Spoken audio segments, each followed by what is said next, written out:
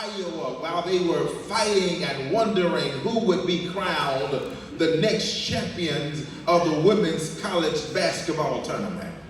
Y'all, I must be honest, I was excited when the South Carolina Gamecocks, coached by the legend Don Stately, emerged as the winners of the national championship and did it with an undefeated record. But y'all, my excitement turned into worship when Coach Stately was interviewed at the end of the game. Friends, after coming to the center court of the game, and after gathering herself, Coach Stately shouted two statements that shouted me in my living room.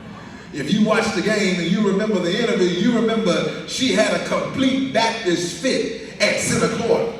And when she gathered herself, she said some words that blessed me, friends. When speaking of the championship in a perfect season, all done by a brand new starting five, she shouted, "Uncommon favor."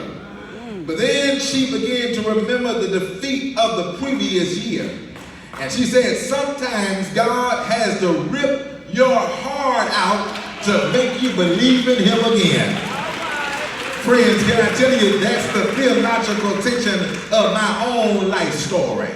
That I live between God's favor and God's discipline. I live between God being a blessing, but also God having to lead me through times of difficulty so that God can form my faith in ways that causes me to believe and trust in him again. I wish I was talking to somebody in Beetleland this morning in the early service that can testify. You know what it's like to live between God's favor